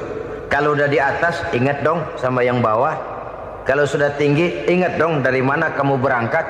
Kalau sudah berkuasa bantu dong yang lemah. Kalau sudah kaya santuni dong yang miskin. Kalau sudah alim bimbing dong yang awam. Ini filsafat kehidupan. Dalam posisi berdiri kau lihat tempat sujud. Ini akan melahirkan kepekaan sosial di mana seseorang mau tahu kepada orang lainnya. Bagaimanapun kaya kita, tinggi pangkat dan jabatan kita, jikalau hidup hanya untuk kepentingan perut sendiri saja, rasanya belum membawa manfaat di dalam kehidupan kita. Tapi efek yang tertinggi sesungguhnya, sholat mencegah manusia dari perbuatan keji dan munkar. Perbuatan keji dan munkar walaupun kelihatannya mendatangkan uang, membawa keuntungan, tapi itu keuntungan semu, keuntungan sementara. Dengan menipu orang lain kita bisa dapat untung, tapi tidak membawa berkah. Dan itu adalah kerugian besar dalam kehidupan kita. Maka untuk meraih kemenangan harus dimulai dengan membentuk kepribadian yang tegar, memiliki sandaran vertikal yang langsung kepada Allah Subhanahu wa ta'ala. Dan itu hanya bisa kita tempuh melalui jalur ibadah formal yang sudah ditentukan Allah, yakni sholat yang 5 waktu. Untuk memperkuat itu ada sholat-sholat sunnah, rawatib, nawafil sebagai terminal-terminal kontrol cadangan untuk memelihara stabilitas temperatur batin di dalam kita berhubungan dengan zat yang maha gaib, yaitu Allah Subhanahu wa ta'ala. Orang sering bertanya, Pak, itu tetangga saya nggak sholat, duitnya nggak habis-habis, Pak. Nggak sholat tapi mobilnya tambah terus. Nggak sholat tapi usahanya makin maju.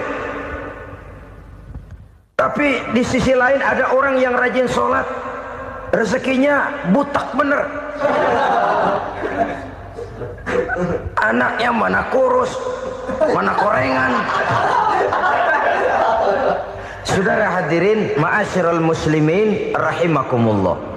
Harus saya katakan bahwa sholat memang bukan untuk cari duit.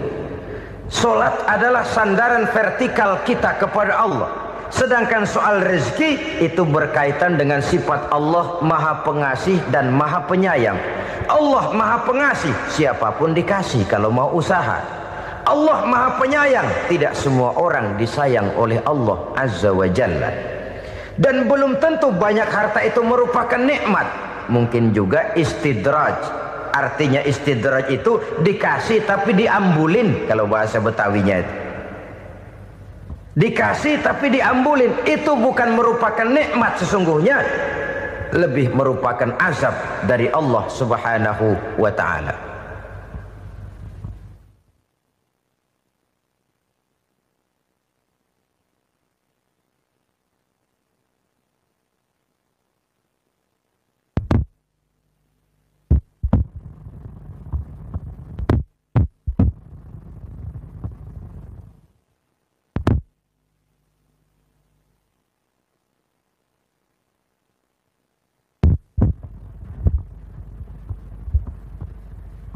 Agama mempunyai sistem sholat, dan kita umat Islam telah dituntun oleh Allah Subhanahu wa ta'ala yang wajibnya 5 kali dalam sehari semalam mendirikan solat, dan itu tentu berada dalam jangkauan kemampuan manusia.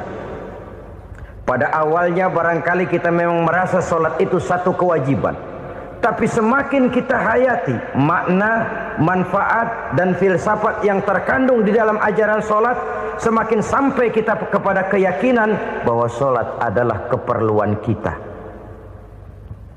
Sehingga pada waktu tertentu dinilai puncaknya, kita tidak lagi akan berkata saya wajib solat, tapi kita akan berkata saya perlu solat.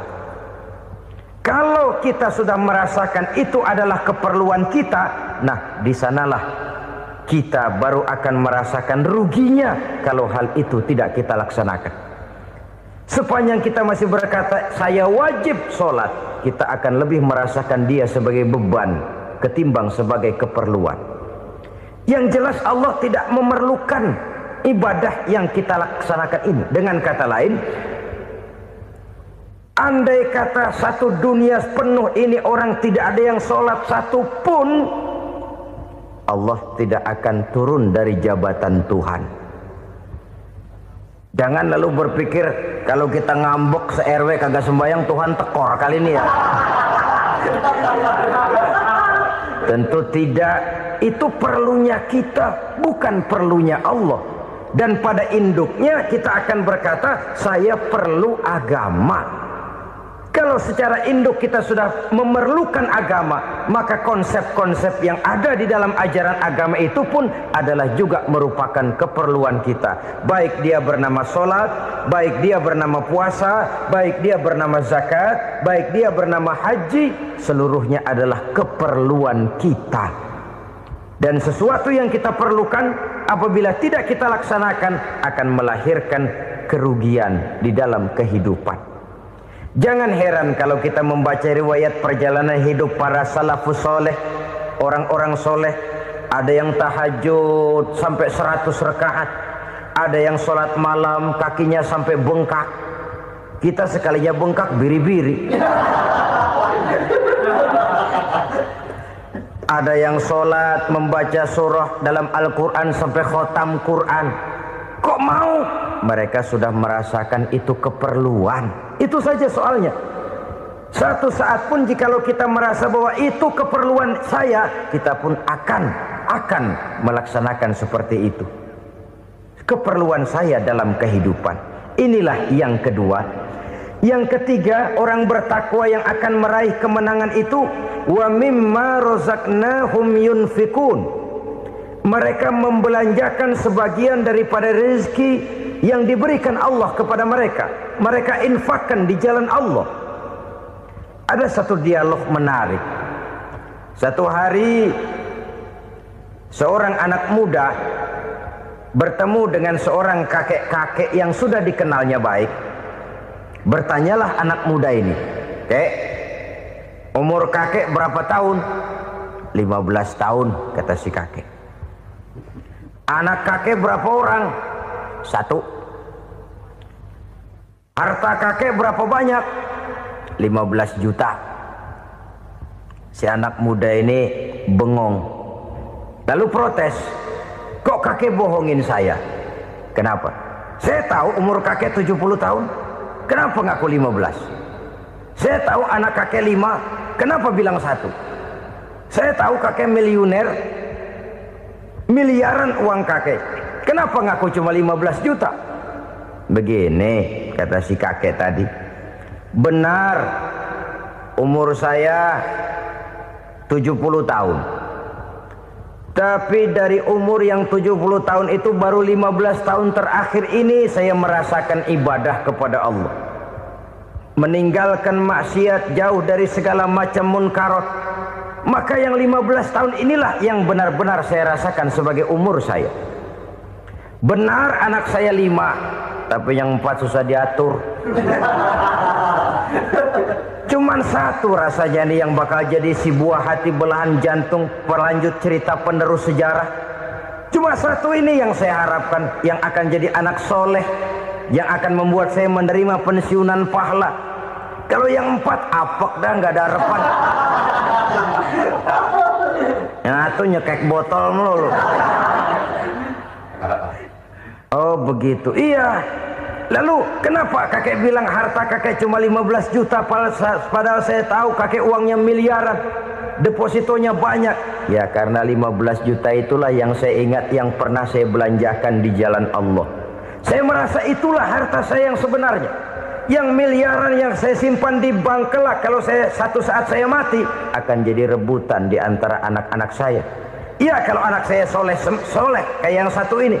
Kalau yang 4 tadi udah tulen dia bakal berantem dah berebut tuh. Jadi 15 juta yang saya belanjakan di jalan Allah inilah yang saya merasakan benar-benar harta saya yang sesungguhnya.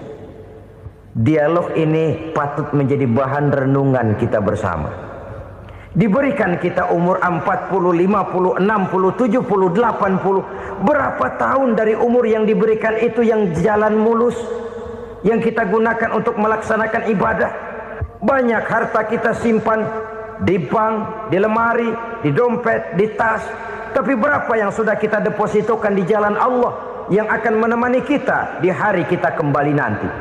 Maka orang bertakwa yang akan meraih kemenangan, wa mimma razaqnahum yunfikun, mereka membelanjakan sebagian dari rezeki yang diberikan Allah di jalan Allah Subhanahu wa ta'ala.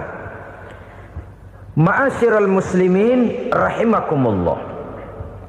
Zahirnya memang kita memberikan kepada orang lain, tapi hakikatnya kita menyimpan untuk diri kita sendiri. Kita memberikan kepada yatim piatu 25.000. Zahirnya kita memberikan si yatim, hakikatnya kan kita cuma nyimpan. Saya berikan titip kepadamu, ini untuk saya di akhirat. Kau boleh belikan baju, kau boleh belikan untukmu makan, kau boleh bayarkan sekolahmu. Ini untuk saya. Hakikatnya kita nyumbang masjid 1 juta, zahirnya kita berikan kepada panitia masjid, tapi hakikatnya kan cuma titip 1 juta ya untuk saya di alam kubur nanti. Silahkan kau boleh belikan semen, ini uang, belikan besi, belikan pasir. Saya cuma sekedar titip untuk kepentingan saya. Hakikatnya kita cuma sekedar menitip. Sebagaimanapun pada hakikatnya, apapun yang kita miliki dalam kehidupan kan cuma sekedar hak guna pakai, bukan hak milik mutlak. Harta kita, rumah kita, kendaraan kita, kebun kita, pabrik kita, hak guna pakai saja. Hak milik mutlak cuma untuk Allah Subhanahu wa ta'ala. Saudara-saudara kaum muslimin rahimakumullah. Ini yang ketiga. Kemudian yang keempat, orang-orang bertakwa yang akan meraih kemenangan, allazina yu'minuna bima unzila ilaika.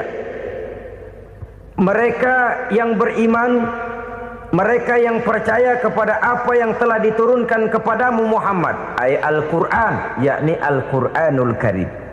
Setelah percaya kepada yang gaib, mendirikan solat, kemudian menginfakkan sebagian dari rezeki yang diberikan Allah, mereka juga lalu percaya kepada yang diturunkan terhadap Nabi, yaitu tidak lain Al-Quranul Karim. Sekali lagi di sini, percaya bukan hanya sekedar percaya saja, tetapi percaya lalu menjadikan Al-Quran itu sebagai pedoman hidup. Sebab memang Al-Quran itu adalah GBHM, garis-garis besar haluan muslim.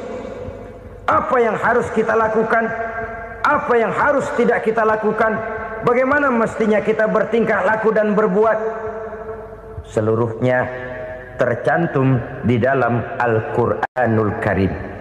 Itu sebabnya ketika satu hari Aisyah ditanya bagaimana akhlak Rasul, beliau menjawab, kana Rasulullah sallallahu alaihi wasallam khuluquhul Quran. Akhlak daripada Rasulullah tidak lain adalah Al-Quran. Jawaban simpel ini memberikan gambaran bahwa keseluruhan daripada konsepsi Quran sudah diterjemahkan dalam kehidupan Rasulullah sallallahu alaihi wasallam. Karena kita tahu akhlak adalah keseluruhan dari gerak hidup manusia. Sejak ia berpribadi, berumah tangga, bertetangga, bermasyarakat, sampai kepada berbangsa dan bernegara, Al-Quran tetap memberikan sentuhan nilainya. Oleh karenanya, orang-orang yang bertakwa adalah orang-orang yang menjadikan Al-Quran sebagai pedoman dalam kehidupannya. Dan kita yakini Al-Quran diturunkan kepada Nabi Muhammad bukan merupakan produk Nabi Muhammad. Isi dan redaksinya langsung dari Allah Subhanahu wa ta'ala. Kemudian cirinya yang kelima, orang bertakwa yang akan meraih kemenangan itu, wa ma unzila min qablika. Tidak hanya sekedar percaya kepada yang diturunkan terhadap Nabi Muhammad yaitu Al-Quran, mereka juga percaya kepada apa yang pernah diturunkan kepada para nabi, kepada para rasul sebelum Nabi Muhammad. Percaya kepada adanya suhuf, percaya kepada adanya Taurat, percaya kepada adanya Injil, percaya bahwa Allah dahulunya sudah menurunkan Taurat kepada Musa, percaya bahwa Allah sudah menurunkan Injil kepada Isa, percaya Injil ada, Taurat ada, diturunkan Allah untuk Isa dan Musa, tetapi tidak wajib mengamalkannya karena kita sudah diberikan Al-Quranul Karim. Ini yang perlu saya garis bawahi. Kita percaya Allah telah menurunkan Injil dahulu kepada Isa. Kita percaya bahwa Allah telah menurunkan Taurat dahulunya kepada Nabi Musa. Kadang-kadang ini dijadikan dalih, dikacaukan pengertiannya. Quran saja mengajarkan bahwa orang yang bertakwa harus percaya kepada Injil, maka pakailah Injil. Apalagi kalau ayat sebelumnya ditilap, dihapus, dihilangkan, Injilnya yang ditekankan, maka akan terjadilah penekanan yang salah arah. Karena salah arah akhirnya bisa merusak dan menghancurkan akidah. Ketika Rasul suatu saat pernah ditanya orang, "Ya Rasul, bagaimana sikap kita sebagai muslim terhadap Injil yang ada sekarang?" Beliau menjawab, "La tukadzibuhu jami'an wa la tusaddiquhu jami'an." Jangan didustakan seluruhnya, jangan juga dibenarkan semuanya. Artinya, ini sudah merupakan gambaran dari Rasul bahwa dalam Injil yang ada sekarang masih ada ajaran-ajaran tauhid yang dibawa oleh Nabi Isa dan diajarkan kepada umatnya. Tapi juga dalam Injil yang sekarang ini sudah terkena intervensi dan investasi manusiawi. Karena itu Rasul menyimpulkan, la tukadzibuhu jami'an wa la tusaddiquhu jami'an. Jangan didustakan semua, jangan dibenarkan seluruhnya. Kita memang percaya Allah telah menurunkan Injil kepada Nabi Isa dulu, tapi kita tidak wajib mengamalkan Injil. Kita percaya Allah telah menurunkan Taurat kepada Nabi Musa, tapi kita tidak wajib mengamalkan kitab ajaran Taurat. Yang wajib kita percayai dan kita amalkan hanyalah Al-Quranul Karim. Kenapa? Oleh karena baik yang ada di dalam Taurat, baik yang ada di dalam Injil, tentu tercakup di dalam Al-Quran sebagai kitab terakhir yang diturunkan oleh Allah Subhanahu wa ta'ala. Dan itu wajar. Kalau seorang pejabat mau mengeluarkan satu keputusan baru, tentu dia harus meninjau keputusan-keputusan lama. Andai kata dianggap tidak berlaku, dianggap tidak relevan lagi, maka keputusan-keputusan lama itu tentu sudah dianggap tidak berlaku. Sebagian daripada aturan-aturan dalam keputusan lama yang masih dianggap relevan tercantum dalam keputusan baru yang wajib diamalkan. Begitulah hubungannya antara Al-Quran, Taurat, Zabur, dan Injil. 4 kitab samawi yang diturunkan Allah masing-masing kepada Zabur untuk Nabi Daud, Taurat untuk Nabi Musa, dan Injil untuk Nabi Isa alaihi wassalatu wassalam. Ketiga-tiga kitab itu kita percayai adanya. Kita yakini Allah telah menurunkan Zabur, Taurat, dan Injil. tapi kita tidak wajib mengamalkannya. Yang wajib kita mengamalkannya sekarang ini tidak lain hanyalah Al-Quranul Karim saja, karena ia mencakup apa yang ada di dalam Zabur, apa yang ada di dalam Taurat, dan apa yang ada di dalam Injil. Keotentikannya bisa dipertanggungjawabkan.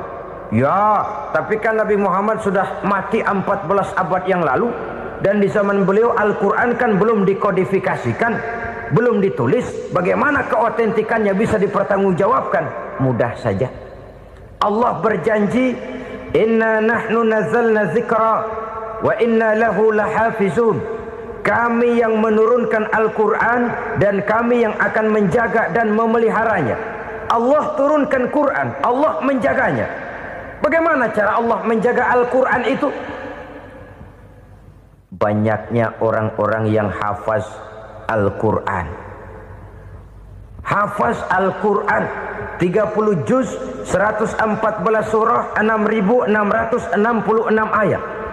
Sehingga jangankan satu kata, jangankan satu ayat, satu kalimat saja berubah sudah akan timbul reaksi dan mudah dimengerti. Kenapa? Banyak orang-orang yang hafaz Al-Quran. Sedangkan pada setiap akhir tahun biasanya malaikat Jibril selalu mengadakan checking terhadap ayat-ayat yang diturunkan pada waktu itu. Di zaman Nabi sendiri sudah ada usaha kodifikasi. Dan yang lebih luar biasa lagi, sampai hari ini tidak seorang pun mampu membuat satu ayat saja semacam Al-Quran. Ke bahasa manapun dia diterjemahkan, naskah aslinya tetap ikut, rujukan dasarnya tetap ada. Berdasarkan itu maka tidak mungkin terjadi penyelewengan terhadap atau pemalsuan terhadap ayat-ayat Al-Quranul Karim. Kesuciannya, keotentikannya, kemurniannya bisa dipertanggungjawabkan. Ma'asyiral muslimin rahimakumullah. Oleh karenanya, konsepsi dasar daripada ajaran Islam ini memang tidak lain adalah Al-Quran dan Sunnah. Isi daripada agama Islam yang merupakan iman, Islam dan ihsan, konsepsi dasarnya tidak lain adalah Al-Quran dan Sunnah Rasulullah Sallallahu Alaihi Wasallam. Maka yang kita perlukan sekarang ini adalah terjemahan Al-Quran di dalam kehidupan kita. Dengan demikian, maka gaya kehidupan yang lebih Qurani itulah yang kita dambakan.